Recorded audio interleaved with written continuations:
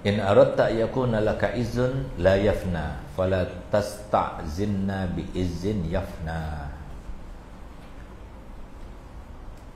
Sampailah kita kepada hikmah mutiara selanjutnya yang berbunyi, jikalau engkau ingin untuk mendapatkan kemuliaan yang tidak ada habis-habisnya, tidak ada sirna-sirnanya, tidak ada akhir-akhirnya, maka jangan pernah merasa mulia, merasa terhormat dengan sesuatu kehormatan dan kemuliaan yang bakal hilang dan sirna. Paham? Jadi kehidupan itu seimbang, bagaikan timbangan. Ada timbangan sebelah kanan, ada timbangan sebelah. Kalau timbangan sebelah kanan kita penuhi, maka timbangan sebelah kiri complang naik ke atas. Kalau timbangan sebelah kiri kita isi, maka timbangan sebelah kanan akan complang. Nah begitu seterusnya. Seiring dengan apa yang kita mau isi, di mana yang kita isi, ya seperti itu yang terjadi. Nah sehingga di sini beliau sampaikan, kalau kamu ingin mendapatkan kemuliaan yang selama-lamanya. Apa kemuliaan selama-lamanya? Dan apa kemuliaan sementara? Kemuliaan sementara itu adalah kemuliaan yang terkait dengan hal-hal yang tidak abadi. Contohnya, kemuliaan dengan kecantikan yang kalian sombongkan itu, ya kan? Dulunya kamu glowing, gak pakai apa-apa, sekarang harus pakai benang, harus pakai ditutupi dengan bedak yang tebal gitu.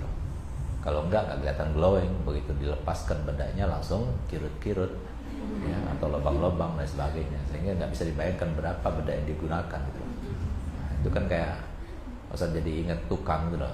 Tukang itu kalau lagi apa namanya? Dempul kayunya itu ada lomba-lombanya, dipasin, dilusin gitu. Nanti kalau sudah dihilangkan dempulnya, wah hasilnya keluar langsung. Nah, jadi itu namanya kemuliaan yang sementara.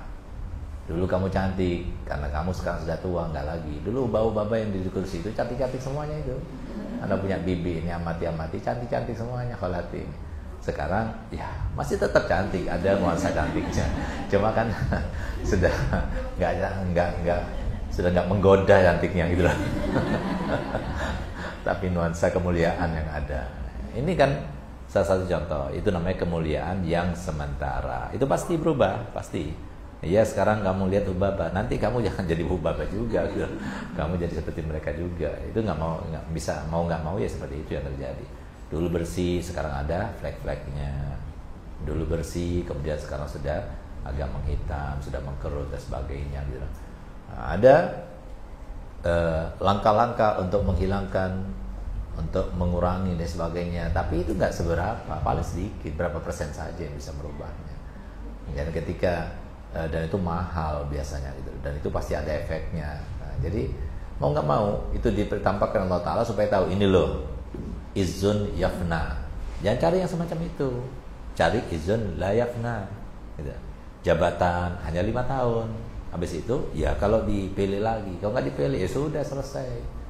Dulu kita datang kepada seseorang karena dia itu menjabat sebagai kepala dinas. Sekarang sudah nggak lagi menjabat, nggak lagi datang kita kepada dia. Jangankan dia, Bapak Presiden pun seperti itu. Dulu dengan pengamanan ring nomor 1, fasilitas nomor 1, segalanya nomor 1. Tapi sekarang setelah dia nggak menjabat lagi, nggak lagi. Nah, ini satu contoh. Itu izun yafna namanya.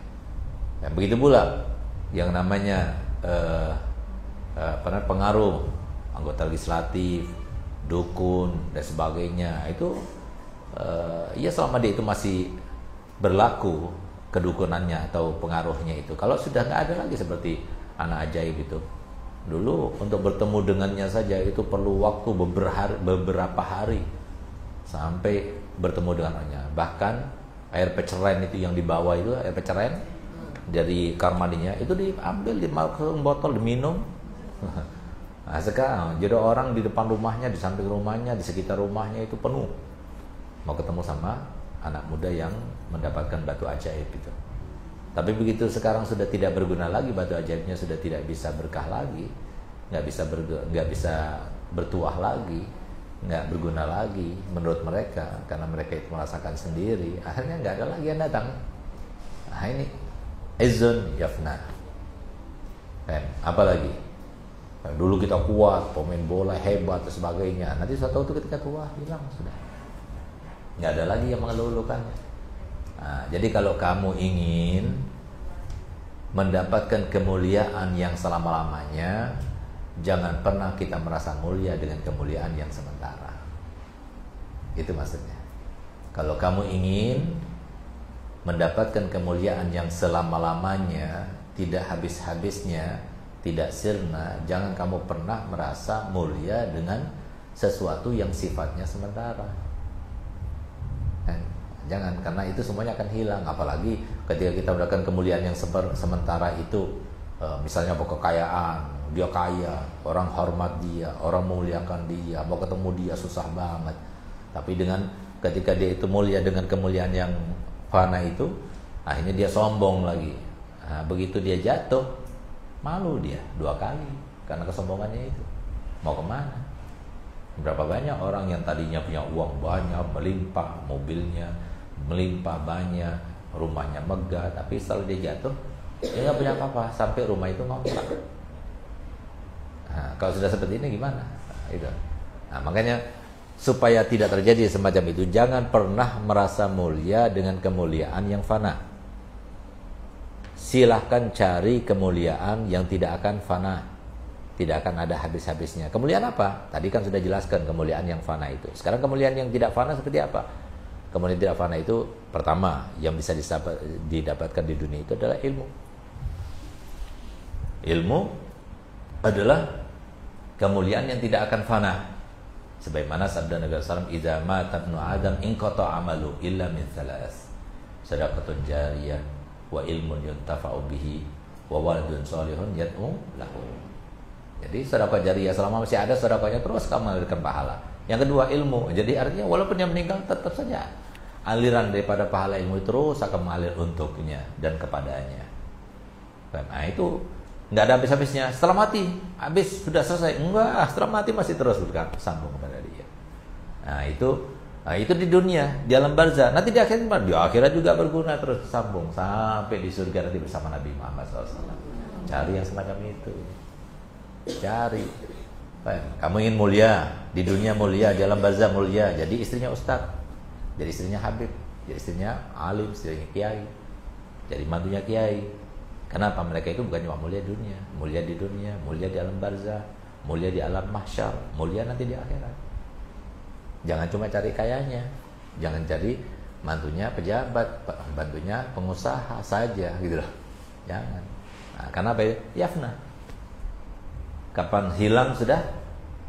Kapan sementaranya itu sifatnya sudah nggak ada lagi? Ya udah selesai sudah. Nah, tapi kita cari kemuliaan yang selama-lamanya. Apalagi diantaranya amal kebaikan. Amal kebaikan tidak akan sirna, akan dikenang selalu sama orang dan akan dicatat oleh Allah Ta'ala sebagai amal kebaikan. Dengan landasan Allah Ta'ala firman, wa faman ya'mal misqala dzarratin khairan yarahu, enggak bakal hilang yarahu. Wa may ya'mal misqala dzarratin syarran yarahu.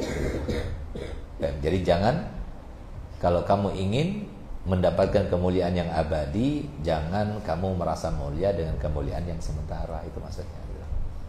Jadi cari dari sekarang kemuliaan yang abadi. Kemuliaan abadi itu apa? Harta benda? Tidak. Jabatan? Tidak. Ketampanan? Tidak. Semua nggak abadi itu. Yang abadi itu adalah ilmu, amal soleh, iman, takwa. Nah, itu adalah yang abadi. Terus akan kita lihat nanti. Setelah meninggal kita lihat, di alam barzah kita lihat, di alam mahsyar kita lihat, nanti di akhirat kita lihat.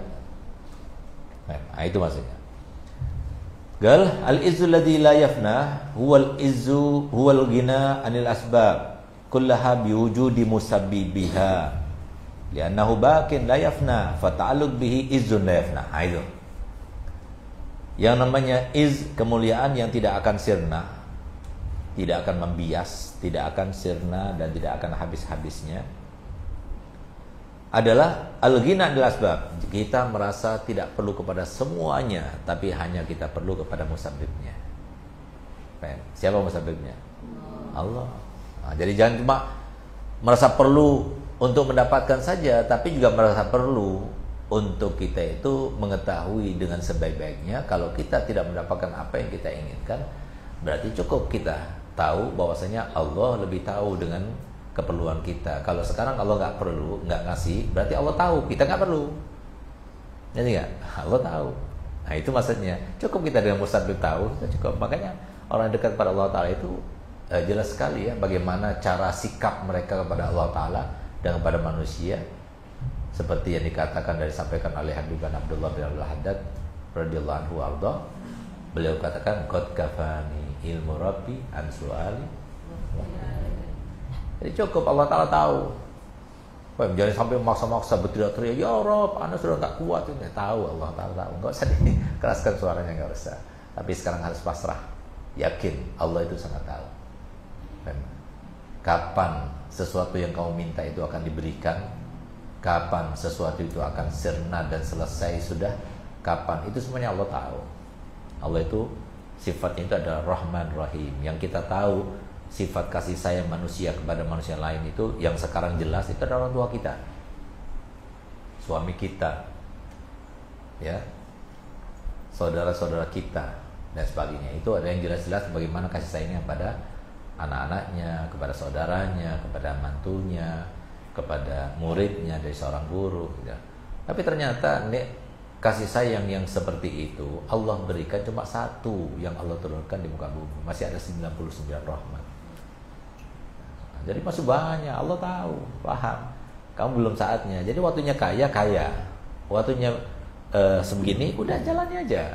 Jadi jangan pikir, wah kayaknya Allah nggak mendengar nih, kayaknya Allah nggak care sama kita nih, dan sebagainya. Nggak ada. Allah tahu.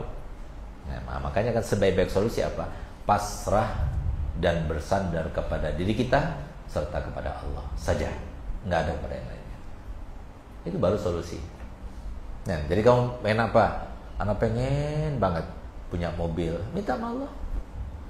Cara mintanya gimana? Ya Allah, kalau memang kau berkehendak dan kau anggap aku baik mau punya mobil, berikan aku mobil. Aku lebih tahu. Dan engkau lebih tahu dengan keadaanku sekarang harus punya mobil sekarang. Karena nggak ada uangnya untuk beli mobil gitu loh. Makanya ngomong gitu. Kalau ada uangnya tinggal beli. Jangan tanya lagi sama Allah Ta'ala, udah kasih uang masih nggak beli. Itu pelit itu namanya. Kepada dirinya sendiri pelit. Ya Allah, engkau lebih tahu aku harus makan apa. Tempe, tahu, ikan asin, atau ya jangan salah tadi itu. Ente punya uang, cukupnya beli apa? Cari yang paling enak supaya kita lebih bersyukur pada Allah. Enggak, maksudnya besok, minggu depan, bulan depan, tahun depan, ya Allah. Kita pada nanti, itu pasti besok masih ada. Enggak pasti. Nah, akhirnya yang untung siapa? Suami kamu, dibuat modal, kawin lagi. Gunain yang ada sekarang. Oh, nanti apa kata nanti? Allah lebih tahu kok. Jadi harus meyakini dengan seyakin-yakinnya. Ya. Jangan pernah kita merasa ragu kepada Allah Ta'ala. Allah Ta'ala lebih tahu. Allah lebih sayang daripada orang tua. Allah lebih sayang bahkan dari Nabi kita Muhammad SAW kepada kita. Nabi Muhammad itu gak ada yang mengalahkan cintanya kepada umatnya. Sehingga beliau katakan bukti daripada cintanya kepada umatnya adalah, demi Allah aku bersumpah katanya, wallahi inilah uqsimu. Tidak ada seorang pun di antara kalian yang kakinya terkena duri, sakit bukan? Demi Allah aku rasakan sakitnya dalam hatiku. Bayangkan. Ada di antara kita ketika kakinya terkena duri, kemudian orang tua kita menjerit karena kesakitan juga, guru kita menjerit karena kesakitan juga, atau suami kita menjerit karena kesakitan juga. Nggak ada. Kecuali Nabi kita Muhammad. Kita yang biasa, Rasulullah juga merasa, iya kita Rasulullah merasa. Semua umatnya, apapun yang terjadi, Rasulullah merasakannya. Dari saking belas kasihnya yang sangat luar biasa tanpa batas itu. Tapi ternyata Allah berikan cuma satu rahmat yang Allah turunkan di muka bumi. Dengan rahmat yang satu inilah Nabi mencintai dan merahmati semua umatnya. Sampai semua kesempatan yang pernah diberikan kepadanya nggak pernah digunakannya, semuanya untuk umatnya. Akhir ucapan dari dunianya ummati, ummati. Awal ucapan dari barzahnya dan alam mahsyarnya adalah ummati, ummati. Semuanya dari saking belas kasihnya. Tapi ternyata cuma satu rahmat. Allah lebih rahmat lagi. Kok kita merasa ragu, merasa nggak yakin dengan Allah Ta'ala? Enjoy aja, hidupnya enjoy. Kalau waktunya mati, ya sudah mati. Nggak usah takut. Ya. Tapi kita berusaha. Jangan kita berada dalam posisi yang menyebabkan kita cepat matinya. Gitu. Nggak perlu dipikirin. Ya kan? Sama seperti orang yang sehat badannya, lalu dia cari masalah. Apa itu? Cari bara api, dimasukkan tangannya ke bara api. Ya salah sendiri. Tadinya nggak ada masalah, dengan tangannya masalah. Nggak usah dipikirin, nggak usah dipikirkan. Ngerti nggak? Nah, tapi kalau semua kita bisa berusaha untuk kita menghindarinya, hindari. Nah, jadi diantaranya ada sebab-sebab. Makanya Allah Ta'ala berfirman, wa ja'alna likulli syai'in sababan. Jadi semua ada sebabnya. Jadi sebab itu ya dihindari. Kalau yang nggak baik, sebab yang baik ambil kesempatan itu, jangan biarkan. Wal izzul ladzi yafna, sedangkan kemuliaan yang sementara itu adalah merasa perlu, merasa cukup dengan asbab. Sebab apa? Sebab kecantikan, sebab kekayaan, sebab kekuatan, sebab keamanan. Nah, itu berarti alladzi la yafna itu. Alladzi yafna itu. An musabbabiha, sampai melupakan pada Allahnya. Nggak minum obat, bingungnya luar biasa karena disangkanya yang menyembuhkan adalah obat. Ya. Obat itu cuma sebab, tapi kita yakin Allah yang memberikan kesembuhan dengan sebab itu. Yang memerintahkan untuk bertasabbuh juga Allah Subhanahu wa taala. Karena itulah kita laksanakan, bukan karena kita yakin bahwasanya obat itu yang membuat kita sehat. Obat itu yang bikin kita kuat, obat itu yang bikin kita bertahan, dan sebenarnya tidak. Nah, jadi seperti itu. Jadi kelemahan kita di dalam mendeteksi dan menjangkau sesuatu yang sulit untuk kita deteksi dan jangkau, sehingga kita kembali kepada Allah. Allah juga. Ah, itu yang bikin kita itu harusnya beriman kepada Allah dan bersandar kepadanya. Jadi jangan kamu bingung, ini hidup kan dengan kehendak Allah. Kemudian jalan hidup anak dengan kehendak Allah. Nanti matinya juga dengan kehendak Allah. Bagaimana sih? Jadi bingung kita kepada Allah itu ya semacam itu. Itu adalah sesuatu yang memberikan kita pelajaran untuk kita itu lebih bersandar kepada Allah. Karena semua kepada Allah, larinya kepada Allah, baliknya kepada Allah. Yang bikin kamu menarik kepada jodoh kamu siapa? Yang menjadikan jodoh kamu senang kepada kamu siapa? Yang bikin dia itu betah sama kamu, pada kamu seperti itu siapa? Allah, itu semuanya Allah kan? Udah kembali kepada Allah sudah. Jadi jangan pernah merasa takut. Dan karena kita punya sebaik-baik Allah. Jadi Allah. Jadi kalau kita sudah menguatkan sinyal kita dengan Allah, Ar-Rahman, Ar-Rahim ini, maka semuanya mudah. Sehingga apa? Yang akan tampak ketika kita sudah sampai kepada batas itu adalah la khaufun alaihim wa lahum yahzanun. Enggak ada rasa takut. Enggak ada rasa dengam. Buat apa sedih? Ini meninggal, ini enggak. Buat apa sedih? Karena kita toh juga akan meninggal. Sedih itu kalau anak hilang iman. Sedih itu kalau anak hilang kesempatan, kebaikan. Nah, gitu. Nah, itu nanti yang dirasakan oleh mereka seperti itu. Nah, tapi kalau sebelum kita sampai ke batas itu, ya setan itu selalu menjadikan kita itu terbiaskan. Dapat hari Rabu ilmu dari ustadz, berubah, imannya kuat, takwanya hari Jumat turun lagi. Nah, jadi kalau kita perlu lagi berarti datang lagi hari Jumat, jangan cuma tunggu hari Rabu, hari Jumat. Nah, coba dengarkan di YouTube-nya ustadz yang lainnya dan sebagainya supaya ingat lagi, ya gitu seterusnya. Itu kalau kita mau caranya supaya tidak terombang-ambingkan dengan tipuan dan godaan setan serta hawa nafsu. Begitu caranya gitu.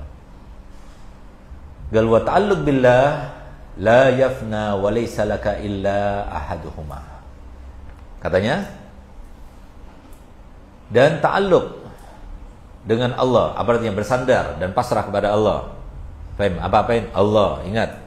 Paham? Selalu kita ingat pernyataan yang selalu kita ucapkan. Paling tidak kita nyatakan hal itu satu hari berapa kali? 5 kali. Inna sholati wa nusuki wa mahyaya wa mamati lillah.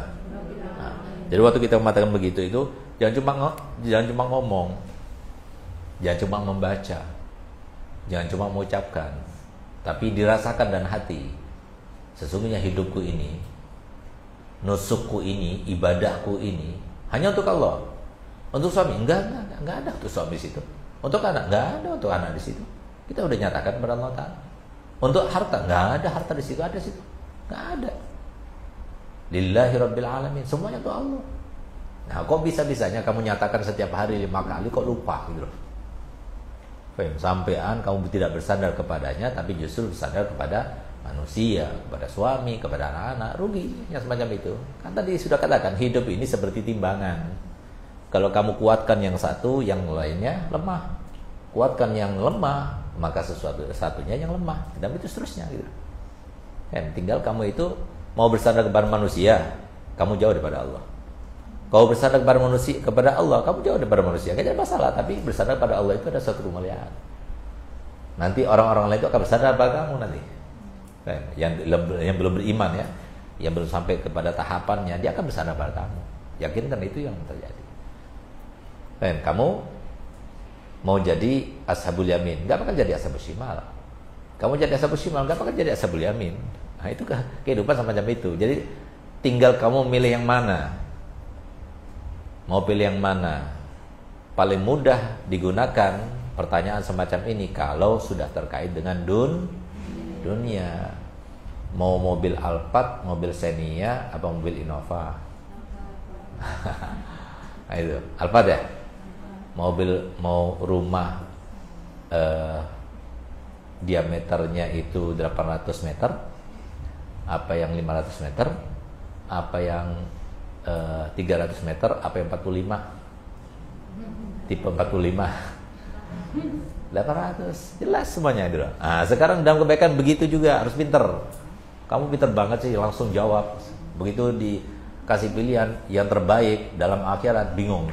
Tunggu Ustaz, anak mau apa? Pikirkan dulu. Kenapa urusan dunia kok begitu cepat jawabnya, dan urusan akhirat susah banget. Ngerti nggak? Itu loh maksudnya. Jadi karena apa? Nggak ada takluk sama Allah, jadi hanya takluk sama dunia. Dunia paham, tapi Allah nggak paham. Jadi mau takluk kayak gimana dia nggak ngerti. Gimana sih Ustaz takluk gitu? Karena apa? Dia kepinteran. Akalnya itu dirusak sama TikTok, Facebook, sama Instagram gitu. Sehingga apa? Nggak nutuk-nutuk dia, nggak sampai-sampai ke situ. Nah, karena sudah ada kan keseimbangan. Nanti ke sini ya berarti yang di sini kosong. Nanti ke sini ya sini kosong. Nanti mau isi apa? Nah, ya tinggal nanti isi. Berarti Anda mau tenang, jangan ikut TikTokan, jangan Facebookan. Mau tenang, seminggu lepas daripada sosmed dan sebagainya, tenang hidup ini. Nanti sosmedan, ini nggak tenang, was-was hidupnya. Mikirin ini, kenapa ya orang ini? Kenapa ya artis ini begini-begini? Oh si orang. Jadi waktu yang sangat berharga untuk kita peruntukkan untuk orang lain. Alangkah ruginya kita. Nah, bagi orang lain yang mendapatkan untung dengan kita ribahi dia, kita iri dia, kita dengki dia. Akhirnya hasanah kita yang kita capek mendapatkannya diberikan kepada dia. Alangkah ruginya. Nggak usah urusan orang lain. Orang lain itu urusannya dia sama Allah. Urusan kita sama Allah. Siapa orang lain? Suami, orang tua, anak-anak, itu orang lain tuh. Saudara kamu itu orang lain. Kewajiban kamu laksanakan. Allah yang memerintahkan kamu itu taat pada suami, laksanakan. Allah yang memerintahkan kamu itu perhatian pada anak, laksanakan. Tapi selebihnya mereka itu begini, enggak usah itu urusan mereka sama Allah. Urusan inti. Yang penting anak sebagai seorang istri harus begini. Suami anak enggak begitu, itu serah antara dia. Mungkin dia itu merasa kebal dari api neraka. Dia merasa begini, ya serah kayak itu aja. Tapi kita doakan saja, jangan lupa untuk doakan. Itu caranya gitu. Jadi harus fokus kepada urusan kita sendiri. Jangan fokus kepada urusan orang lain. Ada orang lain begini-begini, setan mata, oh dia gini-gini, itu bukan urusan anak. Stop, langsung, bukan urusan anak. Perempuan enggak, kepoknya luar biasa. Gitu. Pengen tahu gini-gini, habis waktu kita seperti itu. Lain gibahnya, lain ininya, berapa dosa yang dikumpulkan? Udah cukup, selesai. Urusan anak sendiri. Nah, makanya saya sering ziarah kubur supaya kamu tahu, kamu bakal seperti itu. Kamu bakal jadi rebutannya cacing, apalagi yang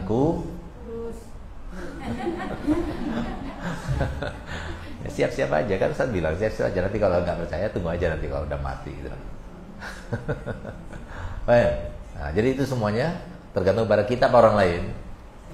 Kita, Allah udah ngingatkan terus kepada kita, alaikum anfusakum. anfusakum, alaikum anfusakum, dan urusi diri kalian sendiri.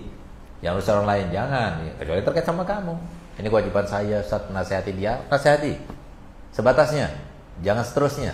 Kenapa? Karena dia bagaimana bukan di tangan kita, dia bagaimana di tangan Allah. Tapi kita laksanakan kewajiban. Ngerti nggak sih? Gambarannya seperti ini, Ustaz. Ustaz Mawan itu kan sekretaris ya, sekretaris. Ada nggak bayaran? Ada yang bayaran. Dia sudah bayaran, sudah terima, sudah bayaran. Yang belum bayaran, ditagih bayarannya. Sebatas itu, Fem. Nggak usah kita cari. Kamu bayaran dari mana dapat uangnya? Fem. Kenapa kamu bisa mudah dapat uangnya? Sementara wali santri lainnya lebih tidak. Nggak usah diurus. Fem. Kewajiban kita adalah ente bayar, selesai urusan ente sama anak. Ente belum bayar, anak punya kewajiban untuk mengurus ente supaya bayar. Selesai. Itu suami begitu, anak begitu, saudara begitu. Jangan pernah berharap. Kalau berharap pada manusia nggak enak banget. Karena Allah tidak ciptakan mereka tunduk kepada kita, nggak ada. Allah tidak pernah menciptakan seorang manusia tunduk pada yang lainnya kecuali pada Nabi Allah Sulaiman alaihissalam. Sampai setan takut, jin takut, tunduk kepada dia. Selain Nabi Sulaiman nggak ada. Tidak ada seorang pun yang bisa mendapatkan kemuliaan tunduk kepada orang lain seperti Sayyidina Sulaiman, nggak ada. Kalau Nabi Muhammad mau dikasih, tapi Nabi SAW menolaknya, nggak mau dia seperti itu. Buat apa? Karena dia ingin seutuhnya Nabi SAW itu jadi contoh buat umatnya. Seutuhnya. Kalau jadi seperti Sayyidina Sulaiman, takutnya di antara umatnya itu ingin jadi orang kaya, jadi orang berpengaruh dan sebagainya. Rasulullah nggak mau. Pada itu haknya Nabi. Seutuhnya itu untuk umatnya. Mau dipelajari dari segi apapun itu untuk umatnya. Ini loh yang terbaik yang dijalani oleh Nabi SAW. Mau kaya, mau miskin itu bukan masalah. Tapi menjalani kehidupan sebagai seorang miskin yang telah ditentukan Allah, sebagai orang sederhana yang ditentukan Allah, sebagai orang kaya yang ditentukan Allah, itu yang masalah. Itu yang harus kita terus telusuri. Jangan sampai salah sedikit salah, masalahnya Allah tidak ridho kepada kita. Yang kita lihat, yang kita cari ridhonya Allah. Cari ridhonya Allah nggak mudah. Karena apa? Sentuhannya Allah itu setiap saat, setiap waktu. Fem, ada saja. Ini Ustadz ini sudah jam 3, anak lihat jam ini kok belum selesai juga nih. Fem, Allah lihat. Ustadz mah ikut saja. Yang dia pikir cuma inti aja, dia pengen selesai, anak juga pengen selesai gitu. Fem, Allah tuh lihat. Ya Allah suruh nama tolinun. Allah lihat itu semuanya. Gitu. Fem, hati-hati. Jangan bersikap, jangan merespon dengan respon yang salah. Ingat terus, Allah Ta'ala innallaha kana alaikum raqiba, diawasi terus. Nggak ada yang luput dari peraturan Allah, sama sekali nggak ada yang luput. Nah, kalau kita sudah tahu seperti itu, manusia nggak bisa berbuat apa-apa dan sebagainya. Ngapain kita sadar pada manusia? Ngapain kita ngurusi manusia? Ngurusi yang begini, apalagi yang bersalah-salah. Udah solusi lah. Minta sama Allah Ta'ala supaya dia itu baik. Itu semua selesai gitu. Nggak usah kita masuk ke sana, akhirnya jadi masalah sama orang dan sebagainya. Itu yang terjadi seperti itu.